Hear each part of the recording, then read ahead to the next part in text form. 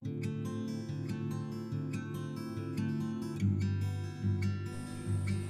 perkenalkan, nama saya Alfredo Barua. Saat ini saya kuliah di Universitas Pembangunan Indonesia Manado di Fakultas Hukum. Untuk memenuhi kriteria ujian akhir semester 6, saat ini saya akan membuat tugas yang nantinya saya akan mengambil poin-poin pentingnya saja untuk membahas poin-poin tersebut. Dan untuk itu kita langsung masuk saja untuk membahas poin-poin penting tersebut.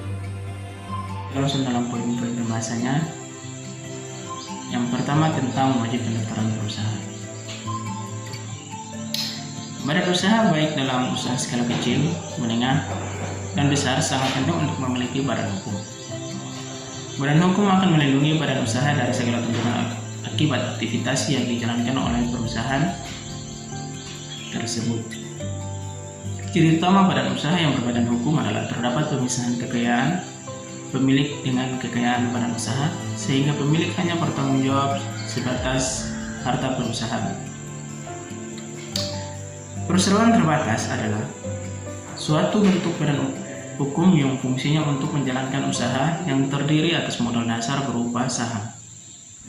Perseroan terbatas melakukan kegiatan usahanya menggunakan modal dasar yang seluruhnya terbagi dalam saham dan memenuhi persyaratan dan ketentuan dalam pasal 1 ayat 1 Undang-Undang Nomor 40 Tahun 2007 tentang perseroan terbatas.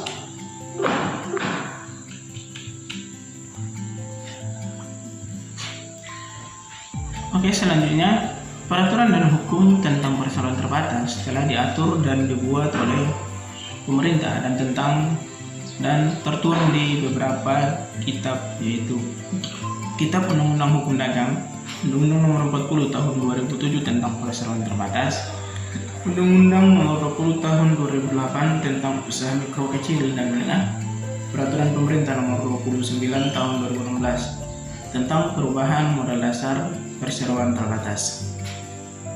Dan yang kelima, Peraturan Menteri Hukum dan Hak Asasi Manusia Nomor 3 Tahun 2017 tentang biaya jasa hukum notaris untuk pendirian perseroan terbatas bagi usaha mikro kecil dan menengah.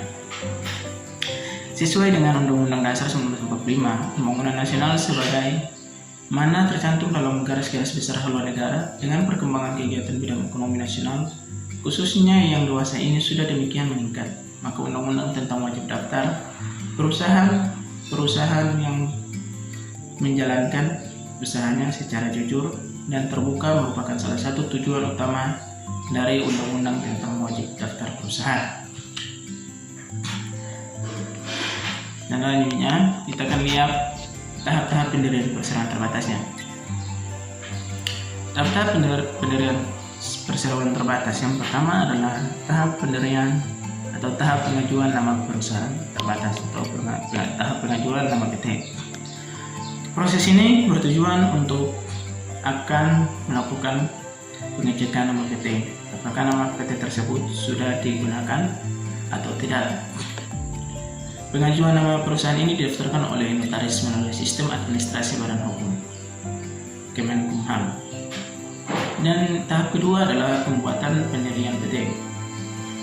Tahap pembuatan akta pendirian PT. Pembuatan akta pendirian dilakukan oleh notaris yang berwenang di seluruh wilayah negara Republik Indonesia. Untuk selanjutnya mendapatkan persetujuan dari Menteri Kemenkumham. Biasanya akta ini berisi informasi tentang nama perusahaan, bergerak di bidang apa, nama para pemilik modal, modal dasar, modal depositor, pengurus perusahaan seperti siapa direktur utama, direktur, dan para komisaris. Dan tahap yang ketiga adalah tahap pembuatan surat keterangan domisili perusahaan SKDP. Surat ini Anda dapat dari kantor kelurahan di mana perusahaan Anda berada. Berdasarkan surat ini, Camat mengeluarkan surat keterangan yang sama. Untuk mendapatkan surat keterangan domisili, Anda memerlukan salinan akte perusahaan Anda. Dan poin selanjutnya adalah nomor 4, tahap permohonan nomor pokok wajib pajak (NPWP). Untuk mendapatkan NPWP, Anda memerlukan salinan akte perusahaan dan surat keterangan domisili. Permohonan pendaftaran NPWP diajukan kepada Kepala Kantor Pelayanan Pajak sesuai dengan keberadaan domisili PT. Dan yang kelima, tahap pengesahan anggaran dasar perseroan oleh Menteri Kemenkumham. Permohonan ini diajukan kepada Menteri Kemenkumham untuk mendapatkan pengesahan anggaran dasar perseroan atau dalam kurung akte pendirian persyaratan.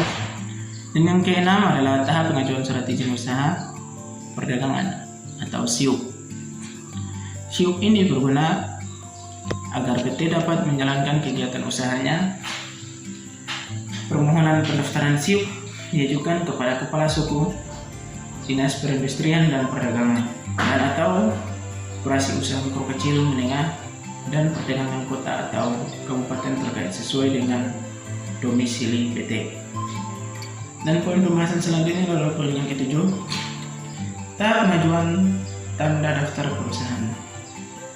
Permohonan pendaftaran diajukan ke Kepala Suku, Dinas Perindustrian dan Perdagangan dan atau Koperasi Usaha Mikro Kecil dan Menengah dan Perdagangan Kota atau Kabupaten terkait sesuai dengan domisili perusahaan.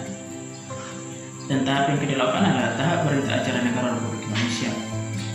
Setelah perusahaan melakukan wajib daftar perusahaan dan telah mendapatkan pengesahan dari Menteri Kemenkumham, maka harus diumumkan dalam BNRI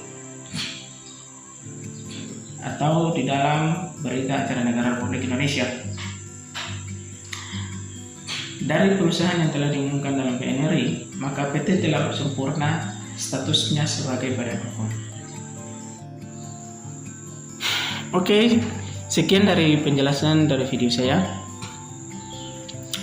Dan mohon maaf juga apabila ada salah kata, kurang jelas, atau ada yang tidak jelas. Saya meminta dari teman-teman agar dapat memberikan komentar, masukan, serta kritikan, agar masukan dan komentar dari teman-teman saya dapat jadikan sebagai bahan evaluasi bagi saya, dan ke depan saya akan dapat mengevaluasi apa yang saya sudah jelaskan atau apa yang sudah saya sampaikan kepada teman-teman, bahwa di UNPI Manado, Universitas Pembangunan Indonesia Manado, saat ini lagi membuka pendaftaran baru bagi mahasiswa baru di tahun 2022 di tahun 2023. Jadi untuk saat ini bagi teman-teman yang ingin langsung mendaftar, bagi yang sudah tamat SMA, silakan langsung ke Universitas Pembangunan Indonesia Manado untuk mendaftarkan diri secepatnya.